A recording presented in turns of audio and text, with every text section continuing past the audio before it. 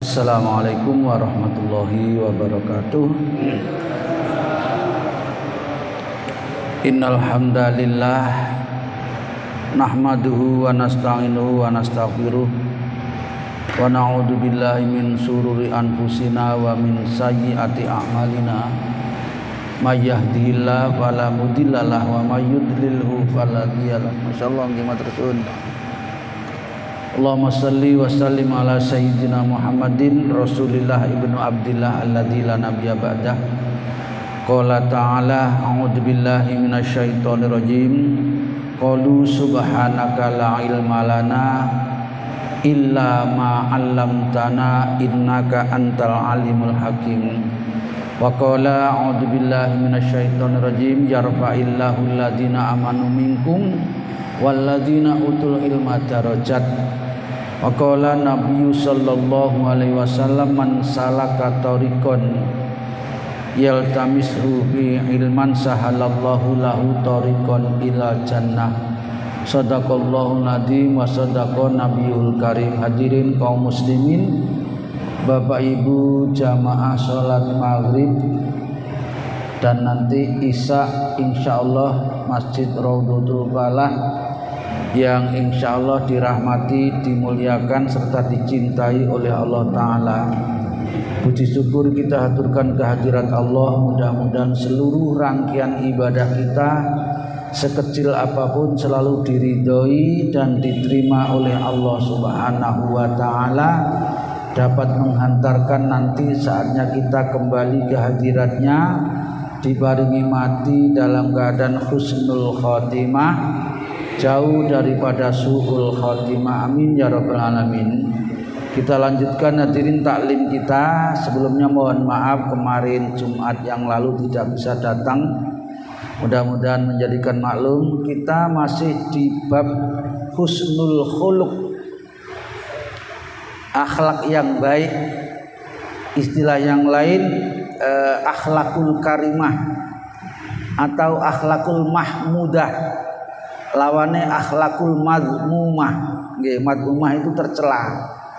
Nggih, mahmudah terpuji, karimah mulia. Husnul khuluq, akhlak yang bagus. Kita sudah di hadis yang ke-6, nggih, sebuah riwayat dari Abu Darda radhiyallahu anhu, anna Nabiy sallallahu alaihi wasallam qala ma min syai'in asqalu fi mizanil mu'min yaumal qiyamah. Karepe ngeten, di hari kiamat besok, di hari penghisaban amal dihisab niku ada 4 lapis, 4 kali nggih. Ada penerimaan buku catatan amal niku lek lulus nggih, sing lulus niku menerimanya dari tangan kanan, dari depan. Lek kate wis tangan kiri, apalagi dari belakang, tebal munan. Iku hisab yang pertama. Yang kedua penghitungan, dihitung mulai dari yang paling kecil sampai yang paling besar, dihitung kabeh. Salate piro, posone piro, zakate piro, dosane ya dihitung semuanya. Nah, nanti kalau ternyata banyak yang baik, lulus juga yang kedua. Ikut yang ketiga ini. Yang ketiga itu rumusnya fa amman sakulat mawazinu fa huwa fi isyati radiyah. Sing sapa wonge abot timbangan amal baike. Wong niku nanti ketika ditimbang amalnya itu mesti enten eleke, enten apike. Ha saiki akeh ndi? Lek akeh apike lah fa huwa fi isyati radiyah.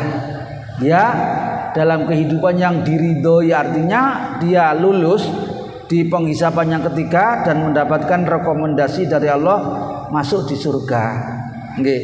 Tapi lek fa amaman khafat, nggih, enek apike tapi khafat enteng, sing abot amal buruke. Apa katanya Allah? Hati-hati lah niki. Lek kate ditimbang sing abot niku amal buruke, fa ummuhu hawiyah. Allah lho sing ngomong nggih. Fa ummuhu hawiyah. Tempatnya adalah neraka hawiyah. Coba. Gitu apa penghisapan yang ketiga. Tempatnya neraka hawiyah, wa ma adraka ma hiya, apa neraka hawiyah itu?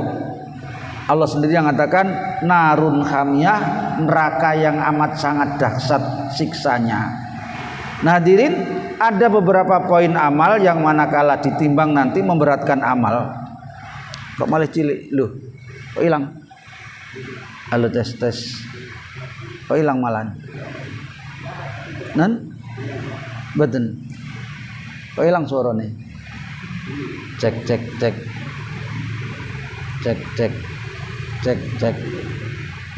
Halo tes. Lu kok malah hilang? Halo tes.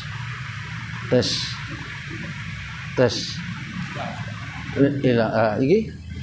Halo. Napane wong? Enggak ada ngilangna konsentrasi ya. Oke, lanjut nggih. Nah, hadirin, ada beberapa amal yang nanti ketika amal kita ditimbang memberatkan. Nggih. Salah satunya kula sering matur nih kok. Ada sebuah riwayat yang disampaikan oleh Nabi, kalimatani, ada dua kalimat. Khafifatani ala lisan. Dua kalimat yang enteng diucapkan karena memang singkat, ringan, kecil nggih.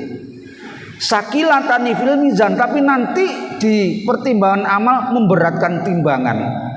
Cilik, kecil nggih, tapi memberatkan timbangan. Bahkan habibatani ila rahman, sangat dicintai oleh Allah yang Maha Rahman. Coba qaulukum subhanallah wa bihamdihi subhanallahil azim. Dua kata, dua kalimat pendek, ringan nggih, tapi nanti memberatkan timbangan dan dicintai Allah yang Maha Rahman. Qaulukum subhanallah wa bihamdihi subhanallahil azim. Sing akeh ngucap niki nggih. Nggih, terutama awak dhewe sing pun mundak apa celak kalih titi mangsane niki lho nggih. Sing wis kepala 6 7 nggih. Ini yang banyak melafalkan zikir-zikir semacam itu biar nanti pada saatnya di samping insya Allah diparingi husnul khotimah boleh ditimbang amale abon. Banyak-banyak baca sambil duduk, sambil istirahat, sambil minum kopi, minum teh, istirahat apa mawon nggih. Baca subhanallah wa bihamdihi subhanallahil azim. Tidak harus di gelaran sajadah, enggak, bisa sambil lapo-lapo nggih. Ibu-ibu sambil masak, sambil nyapu-nyapu, sambil resik-resik. Subhanallah wa bihamdihi subhanallahil azim. Subhanallah wa bihamdihi subhanallah. Sing akeh aja leren-leren.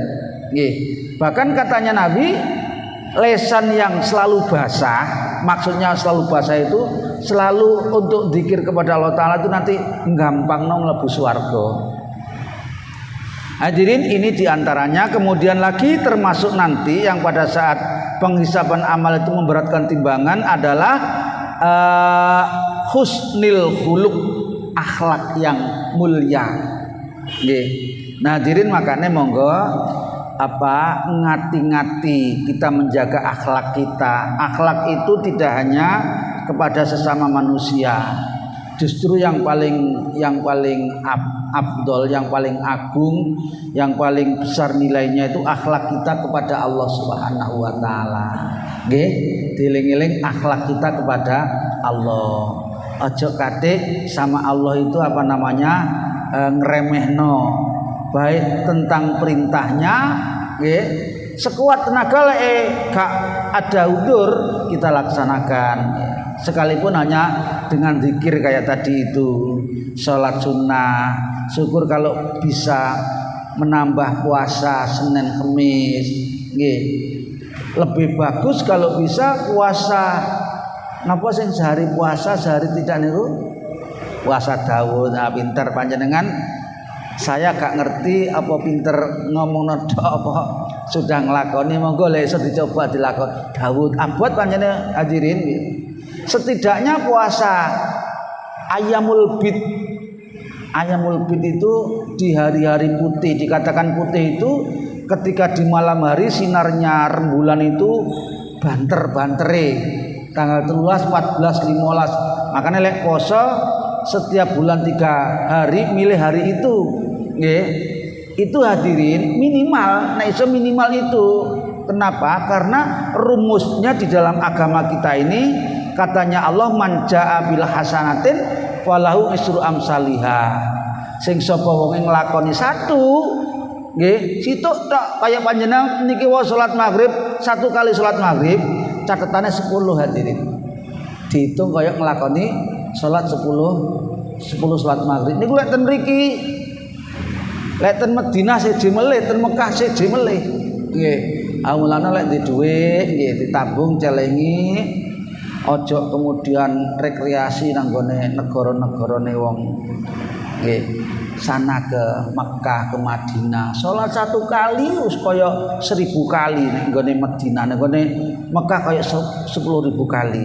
Nah, hadirin yang dirahmati Allah Taala, kembali kepada puasa kalau bisa niku sing sedeng-sedeng mawon. Karena apa? Lek puasa Daud itu masih terlalu berat.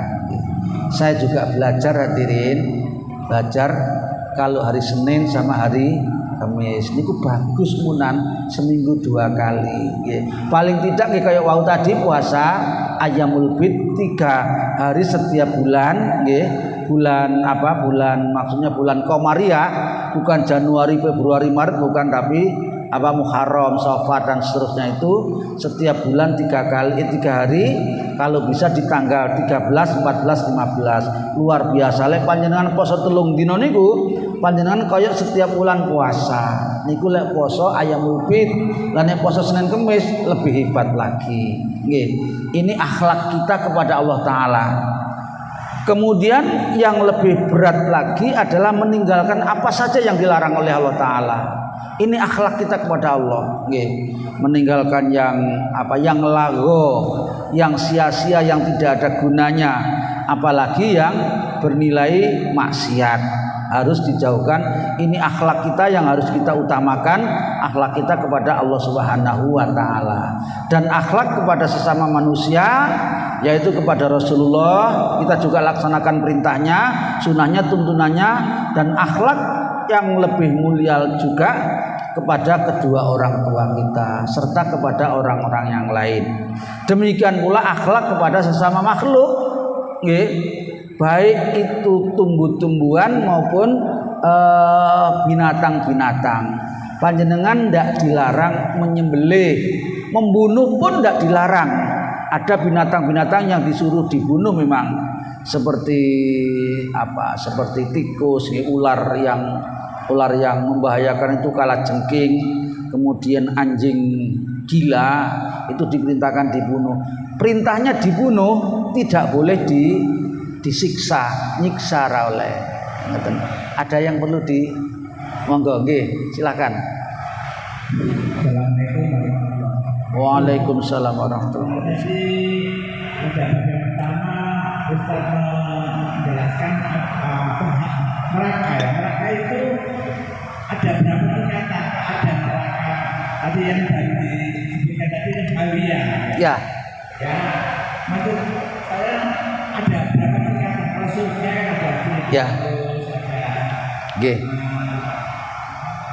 Sekarang sudah enak Bapak. Ya, sekarang secara singkat ya. Kenapa? Nama neraka di dalam seringan ya. Nggih.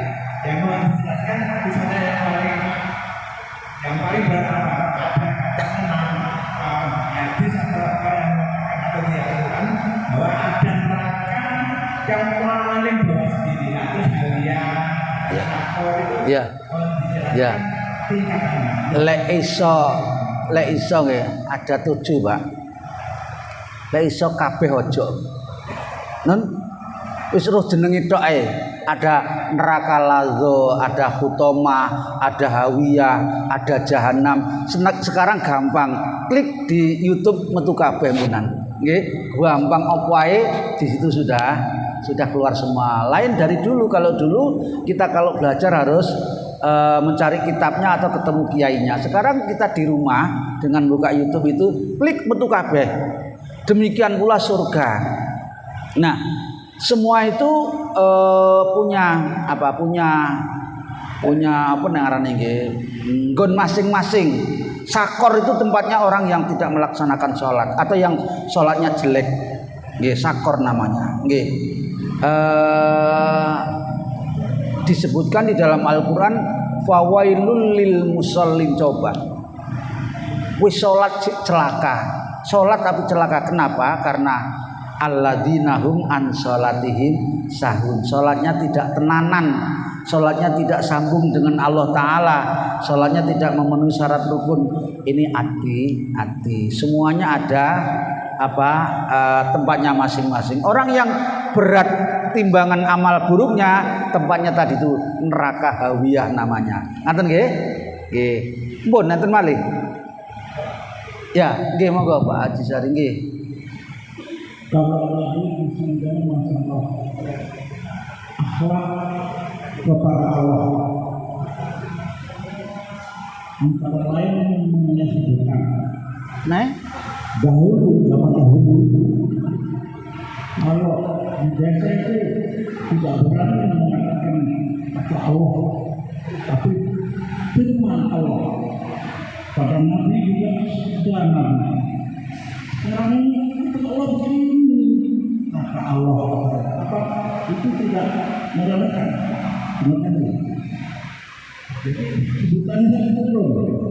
Dulu firman Allah, sekarang kata Allah. Ya.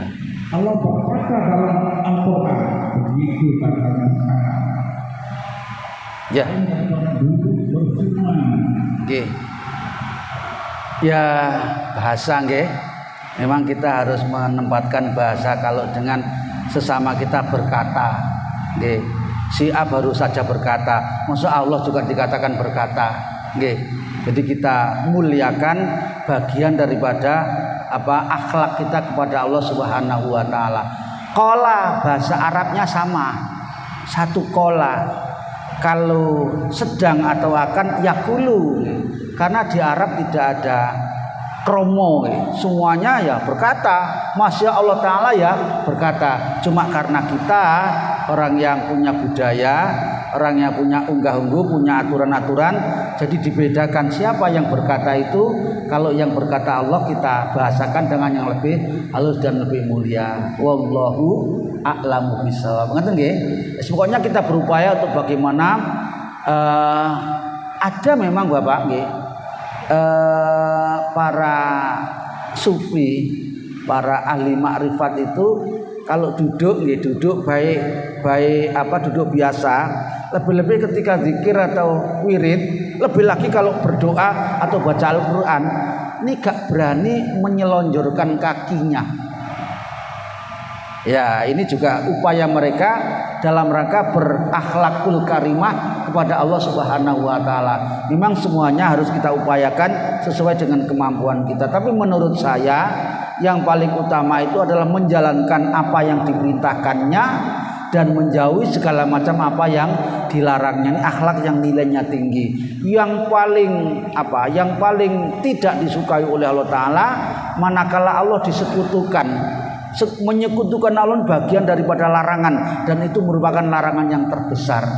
Orang yang bisa menauhidkan Allah Ta'ala, menjaga akidahnya dengan baik, berarti dia tinggi olehnya memuliakan kepada Allah Subhanahu wa Ta'ala. Sementara orang yang menyampur adukkan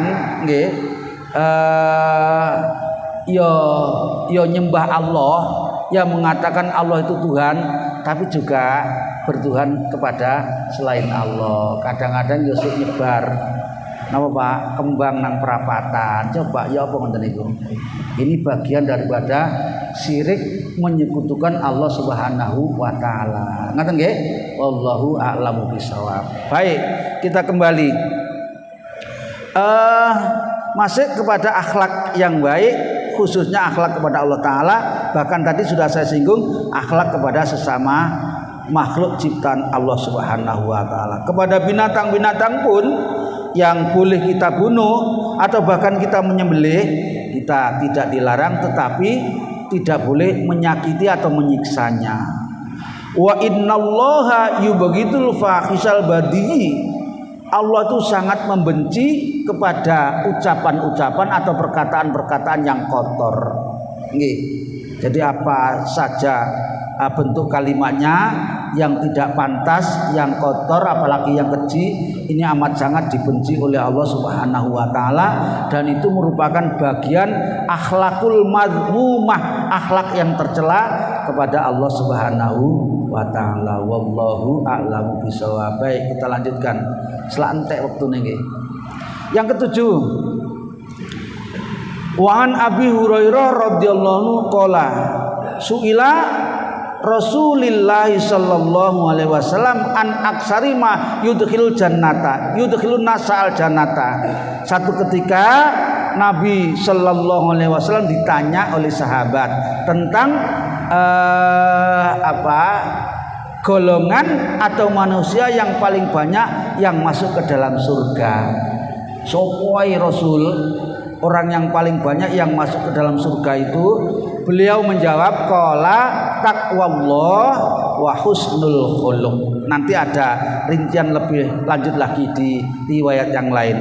Yang pertama yang paling banyak menyebabkan manusia masuk ke dalam surga itu adalah karena takwa kepada Allah Ta'ala, dan yang kedua dengan akhlak yang baik. Insya Allah hadirin, dengan berakhlak yang baik juga sudah bertakwa baik pula kepada Allah Subhanahu wa taala. Demikian pula sebaliknya, orang yang sudah menjaga takwanya kepada Allah taala, insyaallah dia sudah berakhlak mulia khususnya kepada Allah Subhanahu wa taala. Kemudian beliau juga ditanya wasuila an aksari ma yudkhilun nasa an-naro. Nggih. Rasul ditanya, wahai Nabi, anggota apa dari manusia itu yang banyak menyebabkan masuk neraka? Hati. Jadi di antara anggota tubuh kita ini ada yang memudahkan masuk ke dalam neraka, baik itu kekal di neraka atau tidak kekal. Yang pertama alfam ini mulut atau lesan. Nggih, hati-hati. Nggih. Yang kedua farji atau kemaluan. Hadirin, di riwayat yang lain yang menyebabkan banyak masuk neraka itu adalah antara kedua rahang dan antara kedua paha. Hati-hati. Itu dengan model cara apapun kita harus menjaganya sebaik-baiknya agar tidak menyebabkan masuk ke dalam neraka. Perkataan itu, ucapan itu nggih, gampang mendatangkan kebaikan, tapi juga sebaliknya gampang mendatangkan keburukan. Maka di sebuah riwayat beliau pernah bersabda, man kana yu'minu billahi wal yaumil akhir falyakul khairan aw liyasmut. Barang siapa yang menyatakan diri beriman kepada Allah taala, hati-hati oleh ngomong, jaga lisannya nggih. Falyakul khairan, ucapkan yang baik. Ucapan yang baik itu ya yang membawa manfaat, membawa hikmah, seperti nasihat, amar ma'ruf nahi anil munkar dan seterusnya. Lek durung iso ngomong sing apik, fal yasmut aw liyasmut, atau lebih baik diam saja dalam rangka ngati-ngati supaya tidak terlibat dalam ucapan-ucapan yang membawa dosa tadi itu. Karena dari ucapan dan dari kemaluan dalam kebanyakan anggota tubuh kita yang menyebabkan masuk ke dalam api neraka. Yang ketujuh, sebuah riwayat diriwayatkan oleh Imam Tirmidzi, disebutkan hadisnya adalah termasuk hadis yang hasan dan sahih. Baik, yang kedelapan, wa anhu, dari Abu Hurairah lagi, qala Rasulullah sallallahu alaihi wasallam, Rasulullah bersabda, akmalul mu'minina imanan ahsanuhum khuluqan. Orang yang mukmin itu orang yang predikatnya nggih, tingkatannya di tengah-tengah, Bapak.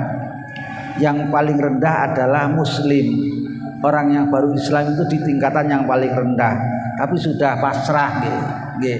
Tapi belum mukmin, karena itu belum tentu mukmin. Karena itu di dalam surat Al-Hujurat itu ada salah satu firman Allah Ta'ala, qolatil a'rabu amanna.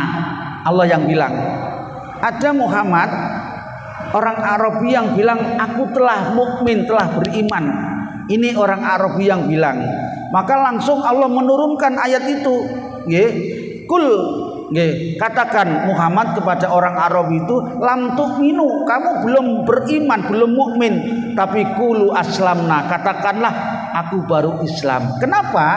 Karena imannya itu belum betul-betul masuk ke dalam hatinya, baru di lisannya, belum diterapkan di dalam kehidupannya sehari-hari. Nah, maka orang yang masih di tingkat itu namanya masih muslim, masih Islam. Nanti kalau sudah semakin baik perilakunya, ucapannya, perbuatannya, maka menjadi mukmin. Kalau sudah mukmin belum berhenti, masih diseru lagi oleh Allah Subhanahu wa taala. Seperti salah satunya di surat Al-Baqarah 183 itu lek Ramadan kita sering mendengar ya ayyuhalladzina amanu, lah disuruh oleh Allah Ta'ala, wahai orang-orang yang beriman, kutiba alaikumusiyam, kamu sekalian diwajibkan berpuasa. Orang mukmin yang diseru nggih, dan supaya meningkat nilai keimanannya menjadi predikat takwa, kama kutiba alal ladina min qablikum la'allakum tattaqun. Nah, di ayat yang lain Allah mengatakan inna akramakum indallahi atqakum, tingkatan yang paling tinggi, yang paling mulia di antara kamu sekalian itu adalah orang yang paling tinggi takwanya. Rasulullah mengatakan di dalam riwayat ini, kata beliau, akmalul mu'minina imanan, di antara orang-orang mukmin yang sempurna, yang lebih sempurna imannya adalah orang yang ahsanul khuluqan, orang yang akhlaknya paling baik.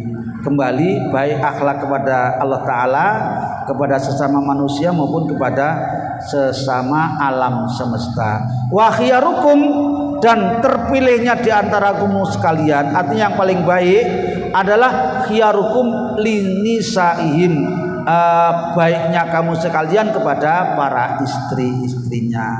Di antara kita yang paling baik, yang paling mulia itu adalah orang yang paling baik kepada keluarganya, anak istrinya. Mudah-mudahan bisa mengamalkannya. Titik-titik ngeten niki ketoke nggih, tapi pengamalannya tidak titik. Ngomongnya gampang, nglakoni ini sing kadang-kadang dereng patek gampang. Mudah-mudahan Allah selalu membimbing kita. Baik, yang ke-9. Baik. Wa an Aisyah, sebuah riwayat dari Aisyah radhiyallahu anha qalat. Nenek wong wadon qalat, lanang laki-laki tadi qala. Qalat sami'tu Rasulullah sallallahu alaihi wasallam, kata Ibunda Aisyah Ummul Mukminin, satu ketika aku mendengar Rasul bersabda, kata beliau, innal mu'mina la yudriku bi husni khuluqi darajata shaimin qaimin. Derajatnya orang mukmin, nggih, mukmin yang senantiasa menjaga akhlaknya, itu adalah derajatnya seperti orang yang setiap hari atau siangnya berpuasa dan setiap malamnya dia qiyamul lail. Ini orang yang menjaga akhlaknya, dinilai oleh Allah Ta'ala derajatnya adalah seperti orang yang setiap hari atau siangnya dia berpuasa dan setiap malamnya dia qiyamul lail. Masya Allah, luar biasa dengan hanya menjaga akhlak. Nah, hadirin, ini yang saya katakan tadi, yang ke berapa nih, 10 ini. Jadi orang yang menjaga akhlaknya, termasuk menjauhi dusta dan suka berdebat, ini nanti disediakan khusus rumah di surga. Jadi sudah di surga, masih disediakan khusus lagi tempat atau istana oleh Allah Subhanahu wa taala. Sebuah riwayat di dalam hadis yang nomor 10 ini dari Abi Umamah Al-Bahili, bahi pakai hak, bukan hak nggih, atau kha, bukan bakhili tapi bahili radhiyallahu anhu. Kalau pakai kha itu bakhil, ini pakai hak jadi bukan bakhil. Nama orang, nama sahabat.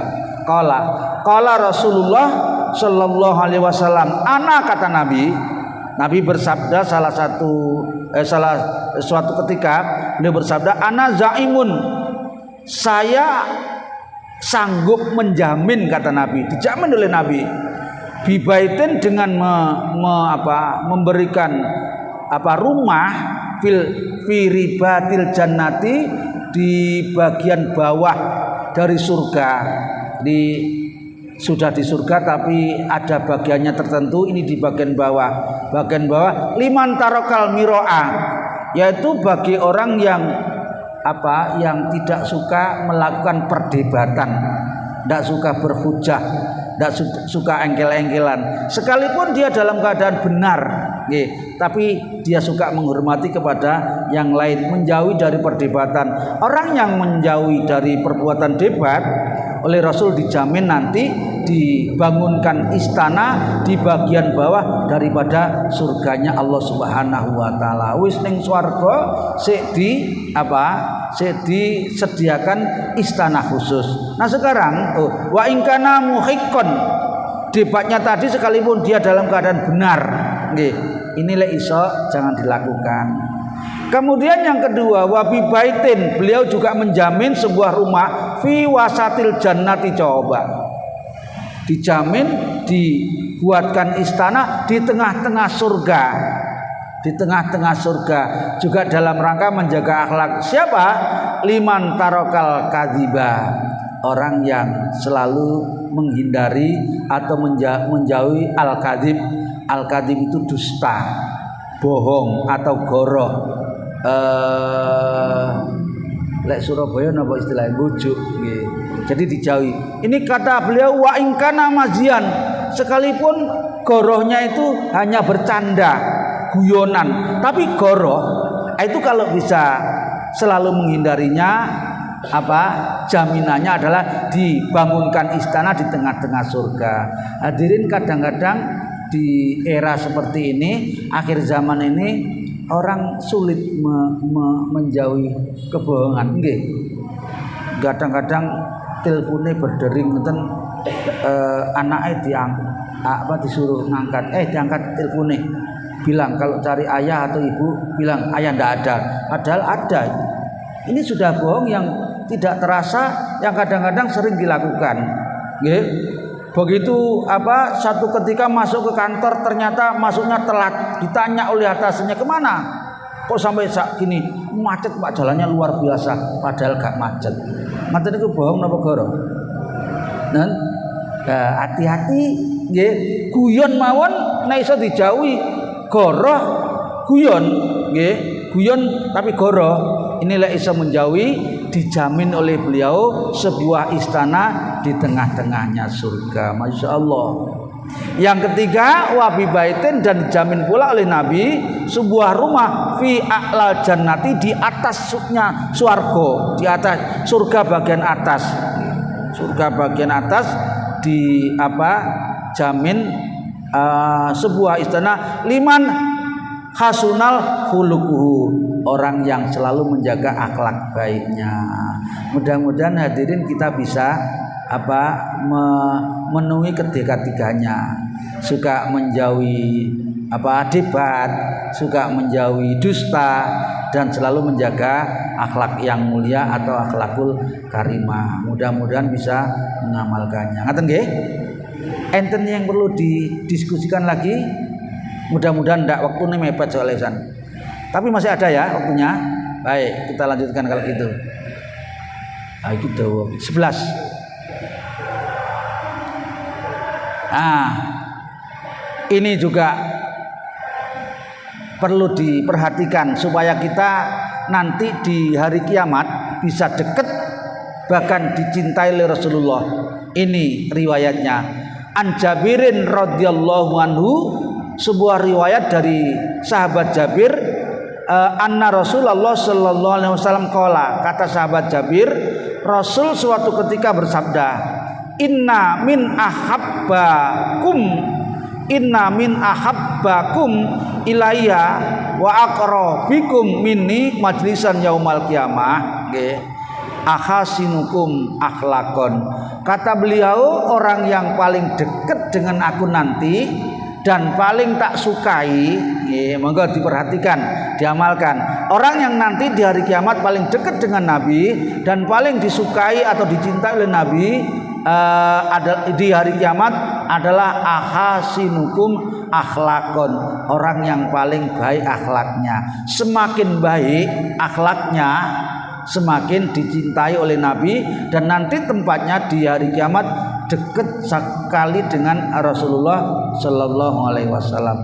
Sebaliknya, wa inna abghadukum, orang yang paling aku benci, wa ba'adukum mini yaumal kiamati, dan tempatnya yang paling jauh dari aku nanti di hari kiamat adalah sarsaruna, orang yang paling banyak ngomong, suka apa ngobrolin ngalor ngidul sing ora ono pangkal ujure, dan dia suka berbohong pula. Qalu ya Rasulullah, si enak nggih, wal mutasaddiquna, dan orang yang suka memberikan orang lain, meremehkan orang lain, wal mutafaqihuna, dan orang yang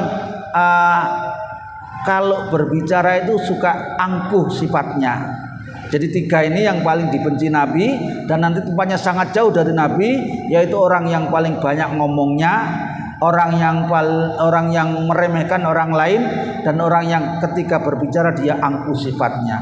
Qalu, sahabat bertanya, ya Rasulullah, qad alimna asar saruna, kalau orang yang banyak bicara kami tahu Rasul, kemudian apa yang dimaksud dengan mutasaddiqun fal mutafaqihun, dan orang yang mutafaqihun tadi qala al mutakabbirun, yaitu orang yang suka ngeremehno, memandang rendah kepada orang lain. Makanya hadirin, sekalipun kita ngomong dengan orang yang setingkat dengan kita, bahkan lebih rendah daripada kita, sayudzanya kita bersifat kasih sayang, menghormati, dan tidak meremehkan kepada orang yang kita anggap sama atau bahkan lebih rendah dengan kita itu. Mudah-mudahan bisa mengamalkan. Hadisnya termasuk diriwayatkan hadis hasan. Wallahu alam bisawab. Untek nggih, ganti bab al-hilm. Baik, masuk kepada riwayat yang lain. Ada yang ditanyakan? Mboten? Lanjut nggih. Tasik waktu nih, telas. Al-khilmu, orang yang suka bersifat santun dan tidak mudah marah. Nah, kita akan kadang-kadang apalagi kalau merasa disakiti atau dijahati oleh orang lain gitu, suka bentak-bentak dan bersifat marah. Wal anati, dan kehati-hatian, warokiki, dan bersifat lemah lembut kepada orang lain, bahkan kepada orang yang derajatnya lebih rendah daripada kita. Ayat Al-Quran. Bismillahirrahmanirrahim. Qala ta'ala, Allah yang maluhu berfirman, wal kadiminal ghaidha, salah satu sifat mulia, cirinya orang yang akan dimasukkan ke dalam surga itu adalah orang yang suka menahan amarahnya, tidak mengikuti hawa nafsunya.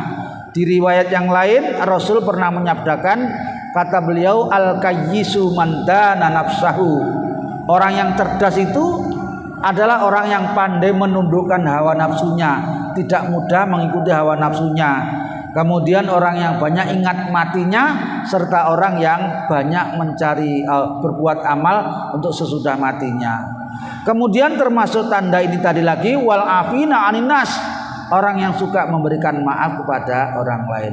Wallahu yuhibbul muhsinin, Allah itu adalah maha suka, maha cinta, maha menyenangi kepada orang-orang yang ahli berbuat baik. Terdapat di dalam surat Ali Imran ayat 134. Insyaallah panjenengan sering membuka ayat ini. Wa qala ta'ala, dan Allah yang maluhur berfirman lagi, khudil afwa, jadilah pemaaf. Nggih. Suka memaafkan aja, titik-titik marah, titik-titik bentak. Wa'mur bil ma'rufi, dan perintahkanlah orang lain, khususnya keluarga kita, anak istri kita, untuk berbuat yang ma'ruf, yang baik-baik. Wa'arid anil jahilin, dan berpalinglah, jangan terlalu menghiraukan orang-orang yang jahil. Orang-orang yang jahil itu apa ya? Ya jahil ya, dolim kepada kita, jangan mudah ditanggapi, dibiarkan atau dimaafkan saja.